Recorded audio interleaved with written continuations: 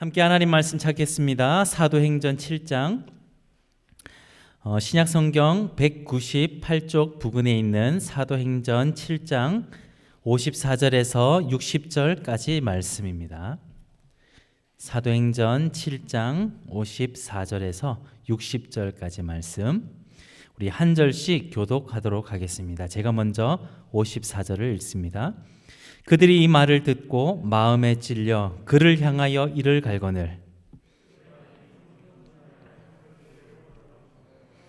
하나님의 영광과 및 예수께서 하나님 우편에 서신 것을 보고 말하되 보라 하늘이 열리고 인자가 하나님 우편에 서신 것을 보노라 한데 그들이 큰 소리를 지르며 귀를 막고 일제히 그에게 달려들어 성 밖으로 내치고 돌로 칠세 증인들이 옷을 벗어 사울이라 하는 청년의 발 앞에 두니라. 그들이 돌로 스데반을 치니 스데반이 부르짖어 이르되 주 예수여 내 영혼을 받으시옵소서 하고 함께 읽습니다. 무릎을 꿇고 크게 불러 이르되 주여 이 죄를 그들에게 돌리지 마옵소서 이 말을 하고 자니라. 아멘. 오늘은 연결고리라는 제목으로 말씀을 전하겠습니다. 이 연결고리라고 하는 것은요, 이것과 저것을 연결하기 위해 설치되어 있는 그런 부분들을 말합니다. 이 단어를 이것과 저것을 연결하는 어떤 매개체로도 표현을 하기도 합니다. 즉 고리 그 자체를 말하기도 하고요, 이것과 이것 사이를 연결해주는 그 부분을 이야기하기도 한다는 거죠. A와 B라는 사건을 이어주는 연결고리라고 말할 때는 그를 연결하여 주는 매개체라고 이해하면 될 것 같습니다. 그런데 이 표현 그대로는 A라는 기둥과 B라는 기둥 사이를 연결하기 위해 설치된 이 기둥의 장치를 말하는데, 어찌되었든 분명한 것은 고리가 되었든 그 사이에 있는 매개체가 되었든 A와 B 사이를 이어주고 연결해 주는데 필요한 것을 표현한다는 것입니다. 매개체랑 이런 연결고리를 말할 때는요, 기둥만을 말하는 것이 아니고 우리가 살아가는 세상을 살아가는 이 세상에도 적용되는 말인데요. 우리가 잘 알고 있는 사람 인자, 이 한자를 생각해 보면 두 기둥이 서로를 이렇게 지탱하고 있는 모습으로 되어 있습니다. 이것을 조금 더 확장해서 보면 사람이라는 것과 사람이 속해 있는 그 모든 부분들을 사회라고 말할 수 있겠고요.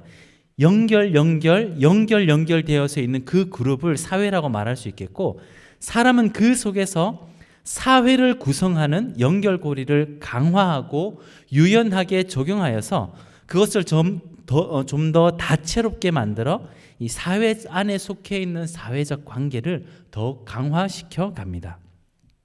자, 이 말은 사람이 살아가고 사회를 구성하는 데에 필수 불가결한 것이 바로 이 연결고리라는 것이고, 이 연결고리의 목적을 어떻게 설정하느냐에 따라 그 사람이 살아가고자 하는 삶의 질이나 방향이 극명하게 달라질 수 있음을 동시에 의미한다고 할 수 있습니다.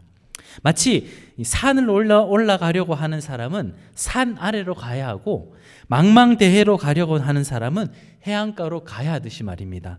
그 목적에 맞게 나아갈 수 있도록 그 삶을 설정하게 만드는 것이 이 연결고리다라고 할 수 있겠는데요. 마찬가지로 사회를 구성하고 사회에 귀속된 사람이 가지는 이 연결고리들은 그 사람의 방향과 목적에 맞게 확대, 적용되며 그 힘은 막강하여서 사람이 가지고 있는 목표를 이룰 수 있도록 도와주기도 합니다. 이 연결고리는 두 종류가 있습니다. 먼저는 내가 선택할 수 있는 유형과 또 하나는 선택할 수 없는 유형이 있습니다. 이 선택할 수 없는 유형을 비선택적 연결고리라고 말하도록 하겠습니다. 이 선택할 수 없는 비선택적 연결고리가 선제적으로 적용되고 나면 그 후의 삶에 적용될 수 있는 선택적 연결고리가 그 삶을 이어갈 수 있도록 만듭니다. 이 비선택적 연결고리는, 이 연결고리의 대표는 가족이 있고요, 구원의 영역이 있습니다. 무슨 말이냐 하면, 여러분 중에서 내 부모를 내가 선택해서 태어나신 분이 있으십니까? 나는 이런 집안에 이런 외모를 가진 어머니와 아버지를 만났으면 좋겠다라고 생각하신 분, 그렇게 내가 선택해서 태어난 분이 없죠. 또한 내가 태어나 보니까 남자고 내가 태어나 보니까 여자고, 이런 부분들을 우리는 비선택적 연결고리라고 말할 수 있고요. 구원의 영역에서는요, 지난주 우리 이정필 목사님의 설교 중에 등장한 본문이 에베소서였는데, 에베소서 본문을 참고하여 보면 알 수 있습니다. 우리가 한번 성경을 보면서 같이 읽어보면서 알아보도록 하겠습니다. 에베소서 1장 4절인데요. 우리 함께 읽도록 하겠습니다. 시작. 곧 창세전에 그리스도 안에서 우리를 택하사 우리로 사랑 안에서 그 앞에 거룩하고 흠이 없게 하시려고. 자, 앞부분에 보면 창세전이라는 말이 나와 있죠. 이 창세전이란 말의 이 확장된 뜻은 계획되기 전 혹은 계획이 이루어지기 전이라는 그런 내용을 담고 있습니다. 이 말은 어떤 존재가 스스로 타자의 영향을 주어 어떤 결정을 함에 있어서 영향을 줄 수 있는 모든 가능성이 배제된 상태, 쉽게 말해서 아무런 영향을 줄 수 없는 상태를 말하는데요. 사람이 구원의 여부를 결정할 모든 방법이 없는 그때라는 것을 말하는 겁니다. 즉, 이 또한 사람이 결정할 수 있는 선택이 아니라는 것을 성경이 이야기해주고 있다는 거죠. 그러니까 이 비선택적 연결고리는 태어나 보니까 이미 결정되어 있는 것들을 말하는 겁니다. 이 비선택적 연결고리로 인해 사람의 기본적인 삶의 방향이 결정이 되는데요. 여자 혹은 남자, 어떤 가정의 자녀로 태어나서 살게 될지, 혹은 구원의 은혜 속에 신자로 살지 비신자로 살지, 이런 부분들을 말하는 겁니다. 그런데 오늘 본문을 통해 말씀드리고 싶은 것은 이 비선택적 연결고리 이후에 우리의 삶 속에 진행이 되는 선택적 연결고리에 대한 설명을 드리고 싶었습니다. 스테반 집사가 어떤 선택적 연결고리를 본문 속에서 우리에게 보여주고 있을까요? 오늘 본문은 스테반 집사의 생존에 있는 동안 최후의 시간과 그가 맞이한 인생의 마지막 사건을 기록하고 있습니다. 그리고 나아가 그가 죽음에 이르는 장면도 기록하죠. 그는 무엇 때문에 돌에 맞아 죽는 이런 기구한 운명을 겪어야 했습니까? 바로 예수 그리스도 때문이었습니다. 그의 믿음의 대상이요 본질이었던 예수 그리스도 때문에 자기 자신에게 있어 가장 존엄하게 여겼던 생명을 잃게 된다니, 이게 말이 될까요? 7장 전체를 보면 스테반 집사의 설교가 기록이 되어 있는데요. 내용 하나하나를 보기에는 60절에 가까운 내용을 살필 수가 없어서 제가 대략적인 내용을 요약해 왔는데, 살펴보면 이렇습니다. 이 두 사람 간의 대화인데요. 스테반 집사와 스테반 집사 반대쪽에 서 있는 다른 무리들, 이 둘 사이를 지칭하는 거예요. 스테반 집사가 그 무리를 향해서 설교하는 내용입니다. 어떤 내용이냐면요, 너희의 조상의 시작이 누구냐? 아브라함이냐? 아니면 하나님이냐? 출애굽할 당시에 이스라엘의 리더였던 모세의 시작은 모세 자기 자신으로부터냐? 아니면 그를 광야로 불러내 세우신 하나님이시냐? 출애굽 이후에 이스라엘은 우상을 숭배하고 인도해 내신 하나님을 잊어버리지 않았느냐? 광야 40년간 하나님께 너희가 희생 제물을 드린 적이 있느냐? 성전이라고 부르는 그것조차도 너희 스스로 만들어낸 것이 아니라 모세에게 말씀하신 양식대로 만든 것이 아니냐? 그리고 그것이 다윗을 지나 솔로몬 때 그 집을 지었는데 어찌 너희는 스스로 지은 것처럼 말하며 하나님을 거기에 제한하고 있느냐? 그리고 더 나아가서는요, 너희 조상은 그토록 기다리던 메시아를 죽이지 않았느냐? 그리고 천사가 전한 율법조차 지키지 않으면서 무슨 율법을 위해 율법에 의한 삶을 산다고 말하며 타인을 정죄하느냐라는 내용이었습니다. 이 말을 들은 무리들이 이를 막 갈았어요. 왜냐하면 반박할 수가 없었기 때문입니다. 일을 막 갈 때 5절에서 56절 스데반은 결정타를 날리는데요. 55절, 56절 제가 읽어드리도록 하겠습니다. 스데반이 성령 충만하여 하늘을 우러러 주목하여 하나님의 영광과 및 예수께서 하나님 우편에 서신 것을 보고 말하되 보라 하늘이 열리고 인자가 하나님 우편에 서신 것을 보노라. 하나님 우편에 서 계신 것이 인자인데 인자가 예수 그리스도죠. 너희가 그렇게 반박하고 반대했던 십자가에 못 박혀 죽게 만들었던 그 예수가 하나님 곁에 서 계신다. 그리고 내가 그것을 본다. 이렇게 말하고 있습니다. 자, 이 말을 하자마자 무리들은 스데반에게 몰려와서 성 밖에 내쫓고 돌로 쳐 그를 죽여버립니다. 이 순교의 가장 큰 원인은 무엇입니까? 그의 설교 아닙니까? 그의 설교가 자신을 죽음으로 내몰았습니다. 그가 가지고 있었던 믿음, 그 믿음을 확실하게 하여서 그 무리들에게 전했던, 자기의 믿음을 전했더니 돌아온 것은 살인이었습니다. 과연 스데반은 그것을 몰랐을까요? 자기가 복음을 전하면 죽게 될 것이라는 것을 알았을까요? 몰랐을까요? 몰랐다면 스데반 집사가 눈치가 없었던 거겠죠. 당연히 알았습니다. 이 설교를 듣고 무리들이 과연 감동하여서 회개할 것이라는 생각을 했을까요? 그렇진 않았을 것 같아요.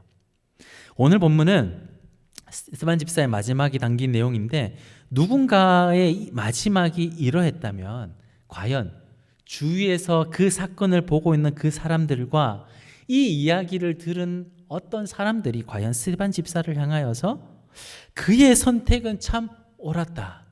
그는 좋은 선택을 했다. 그의 선택은 탁월했다라는 평가를 내릴 수 있을까요? 당장에 우리 자신만 보더라도요. 길에서 복음을 전하다가 누군가에게 폭행을 당했어요. 폭행을 당하는 그런 상황 속에서 그 무리들이 야, 네가 말했는 거 내가 실수였다 말 한마디만 하면 우리가 너의 모든 걸 보상해주고 다 용서해주겠다라고 말할 때 끝까지 고집 피우다가 복음 앞에 죽는 그 순교자의 모습을 본다면 누군가는 그런 생각을 하지 않겠습니까?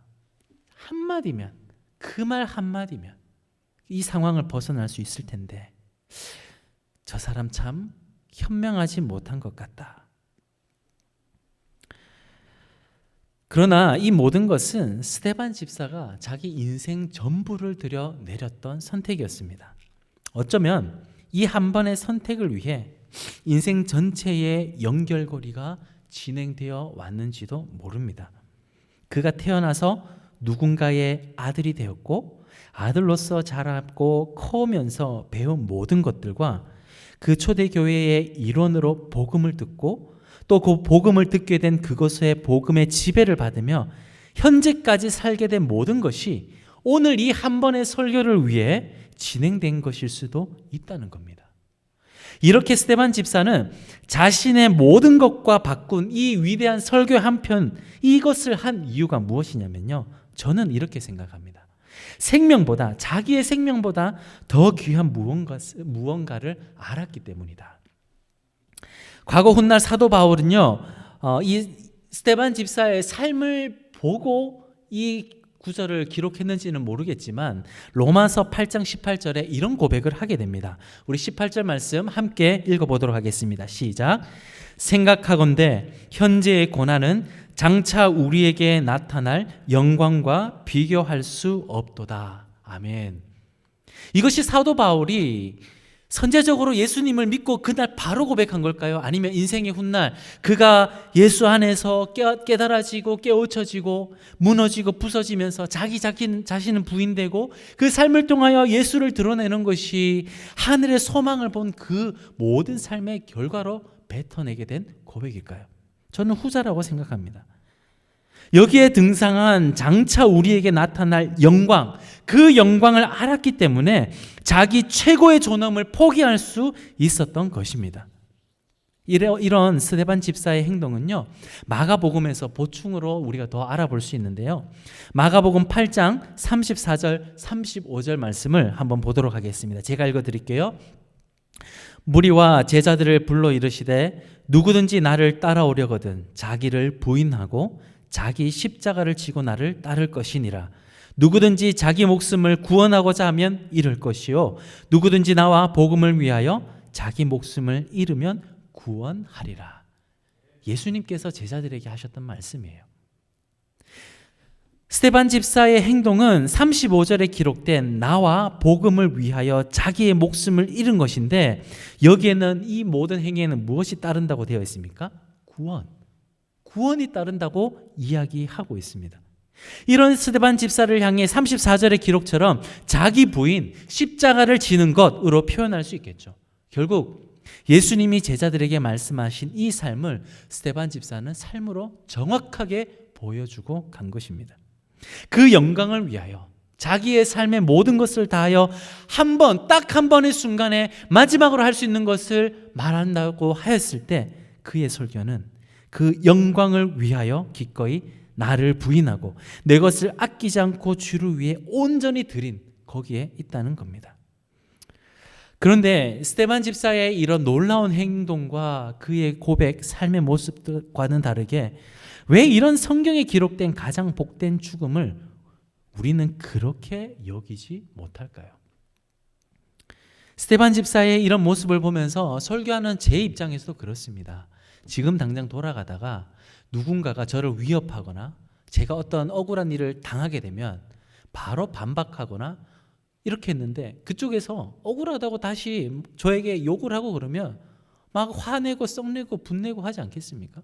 복음을 전하는 저 입장에서도 예수 그리스도를 품고 예수 그리스도를 닮은 삶으로 살고자 하지만, 여전히 그의 삶, 스데반 집사가 보여준 이 모든 것들을 내 삶으로 여긴다고 할 때 부담스럽다는 것은 동일하다는 거죠. 왜 우리는 그렇게 여기지 못하냐? 먼저는 현실에 대한 두려움이고 그 후는 믿음의 문제가 아닐까라는 생각을 해보았습니다. 믿음이 있다면서도 현실의 두려움을 이기지 못하는 그것, 베드로에게서도 그 모습을 찾을 수 있는데요. 베드로가 믿음이 작아 물에 빠져가는 그런 상황을 보면, 베드로는 예수님 곁에서 많은 일들을 보았음에도 불구하고 그 풍랑이 있는 바다에 그 현실 앞에 믿음이 작아 빠져가게 되는 그런 모습, 그 모습이 지금 나의 모습, 우리의 모습, 이 세상을 살아가는 성도의 모습이 아닐까라는 그런 생각을 하게 되었습니다. 이것이 성도가 겪는 현실의 어려움이라 하겠습니다. 모두가 느끼는 감정이고 우리가 삶에서 완전히 벗어날 수 없는 그런 영역입니다. 이 말은 사람이 할 수 없는 일이라는 거예요. 사람이 할 수 없는 일. 그러니까 스데반 집사가 그런 마지막 설교를 하고 최후를 맞이하는 이런 모든 과정조차도 사람이 할 수 없는 일, 내가 선택한 것 같지만 내가 스스로 선택할 수 없는 일이었다는 것을 말합니다. 우리 사도행전 6장 8절부터의 내용을 보면 이 주장에 대해서 조금 더 뒷받침할 수 있는 내용들이 나오는데요. 먼저 사도행전 6장 8절을 보면 스데반 집사의 상태를 이렇게 표현합니다. 스데반이 은혜와 권능이 충만하여. 또 10절을 보면 이렇게 기록이 되어 있어요. 스데반이 지혜와 성령으로 말함을 그들이 능히 당하지 못하여. 이미 그는 성령에 사로잡혀 충만함에 가득 차 있었던 그런 상태였습니다. 또 7장 55절을 보면 이렇게 기록이 되어 있습니다. 스데반이 성령 충만하여 하늘을 우러러 주목하여 하나님의 영광과 예수께서 하나님 우편에 서신 것을 보고. 은혜가 충만하고 성령에 충만한 상태였습니다. 그러니까 그는 그 육체의 소욕에 의해 어떤 삶의 결과물을 쏟아낸 것이 아니라 성령의 충만함을 따라 이 모든 것을 할 수 있었다는 거죠.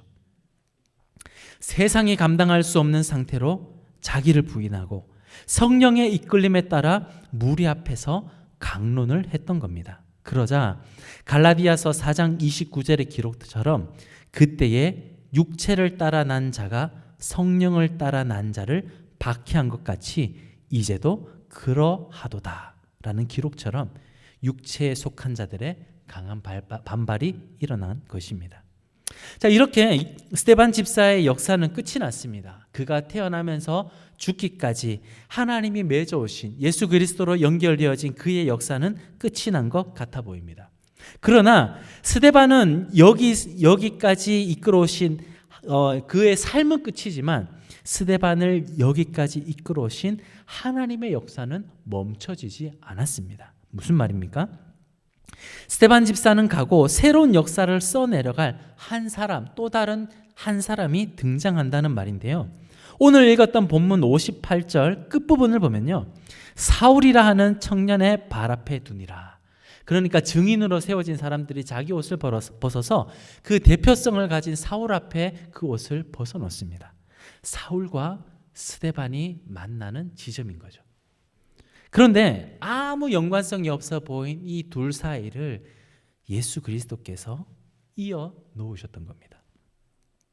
스데반은 없어졌지만 사울이 남았어요. 스데반 집사의 역사는 여기가 끝이었으나 하나님의 계획은 스데반이 들고 있던 바통을 사울에게 넘기시기로 작정하심이었던 거죠. 결국 스데반과 사울 사이에 예수께서 연결고리가 되셨다는 것으로 볼 수 있습니다. 복음은 이렇게 예수 그리스도라는 연결고리를 통해 또 흘러가고 또 흘러가고 있습니다. 그뿐입니까? 11장으로 가보겠습니다. 11장 19절에서 21절까지의 말씀인데요. 여기에 사도 바울 말고 또 다른 연결고리로 하나님이 예수 그리스도를 또 스데반을 사용했음을 볼 수 있는 장면이 나오는데요. 자, 19절부터 21절까지 우리 함께 읽어보도록 하겠습니다. 시작. 그때에 스데반의 일로 일어난 환란으로 말미암아 흩어진 자들이 베니게와 구브로와 안디옥까지 이르러 유대인에게만 말씀을 전하는데 그 중에 구브로와 구레네 몇 사람이 안디옥에 이르러 헬라인에게도 말하여 주 예수를 전파하니 주의 손이 그들과 함께 하심에 수많은 사람들이 믿고 주께 돌아오더라. 아멘. 21절 마지막에 수많은 사람들이 믿고 주께 돌아오더라 라고 기록하고 있죠. 스데반의 죽음으로 이어진 연결고리들이 사울에게만 뻗친 것이 아니라 다른 수많은 사람들에게도 연결된 것입니다. 한 사람의 인생이 죽음으로 종지부를 찍는다 하여도 하나님의 역사는 예수 그리스도라는 연결고리를 통해 여전히 이어가고 계신 거죠. 사람은 유한한 존재이기에 그에게서 찾을 기대감 또한 유한하지만 무한하신 하나님은 한 사람의 인생이나 사건을 통해 더 많은 일들을 확장시켜 가시는 겁니다. 대표적인 예로 초대교회가 핍박을 받으면서 각지로 흩어졌을 때 혹자는 교회가 망했다, 예수 그리스도 믿는 예수쟁이들은 망했다, 예수 믿는 모든 사람들은 이제 다 죽었다라고 생각했을 겁니다. 이젠 교회에도 소망이 없고 예수 믿는 것도 소망이 없고 예수 믿는 일 또한 불가능한 현실이 되었다라고 생각했을 겁니다. 그러나 흩어진 성도들이 복음을 전하고 그 복음을 들은 예비된 사람들이 예수 앞으로 돌아오는 놀라운 사건들이 펼쳐지지 않았습니까? 역사가 그것을 증명하고 있고 지금 여기에서 복음을 듣고 예수를 아는 여러분들이 산 증인 아니십니까? 예수 그리스도께서 이어놓으신 연결고리로 인하여 사람의 이성으로 생각하지 못한 일들이 여기저기에서 일어났습니다. 그 결과 지금 우리에게도 복음이 흘러오게 된 것입니다. 하나님의 역사는 절대로 멈춰지지 않습니다. 또한 제한도 없습니다. 사람이 생각하기에 망하였도다 라고 생각되어지는 모든 일들 속에서도 하나님의 계획은 여전히 유효하게 진행되고 있었던 것입니다. 사람에게는 바꿀 수 없는 비선택적 연결고리가 인생의 전부인 양, 이것이 나의 운명으로 여겨질지 몰라도 하나님은 그 인생을 쓰시고자 하는 방법과 계획이 달랐던 거죠. 스데반 집사를 박해하던 사울이 예수 앞에 꼬꾸라져 스데반 집사의 뒤를 이어가는 주인공이 될지 그 누가 알았겠습니까? 이제 우리의 삶을 돌아보고 되짚어보고자 합니다. 우리가 먼 길을 걸어갈 때 길을 걷다가 뒤를 돌아보면 우와, 내가 언제 이만큼 걸어왔지? 라는 생각을 할 때가 있죠. 현재 한 걸음 한 걸음만 보면 지루하고 답답하고 목적지가 저기 너무나 멀리 보여서 언제 저기쯤 갈 수 있을까라는 생각을 하기도 하지만 가끔 뒤를 돌아보면 지나온 길들 속에 와, 내가 여기도 지나왔네. 와, 내가 저 언덕도 지나왔네. 와, 내가 이 강도 지나왔네.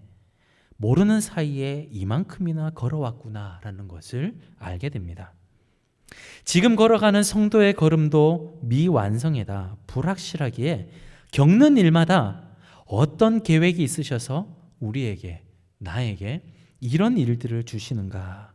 왜 내가 이런 일을 겪게 되는가라는 의문을 품지만 세월이 지나 뒤를 돌아보면 이것을 위해 하나님께서 이런 일을 허락하셨구나라는 생각을 하게 되지 않습니까? 그래서 우리는 그 일들, 내가 절대로 넘을 수 없을 것 같았던 그 일들이 지난 이후에 우리의 고백은 어떻습니까? 하나님은 선하십니다. 그 고백을 하게 되잖아요. 이처럼 성도에게 허락된 연결고리는 한 방향을 향해, 반드시 한 방향을 향해 뻗어나갑니다. 그리고 핵심되는 그 연결고리는 누군가가 의도적으로 자꾸만 이어가시는 것처럼 보이죠. 그 의도가 힌트하는 그분이 누굴까요? 바로 우리의 삶의 주인 되시는 예수 그리스도십니다. 우리의 인생은 예수 그리스도를 향해 나아가고 있고 예수 그리스도에 의해 나아가고 있는 인생입니다. 그리고 예수 그리스도에 의해 이끌려가서 그분이 지정해 놓으신 목적지에 도달하게 되는 거죠.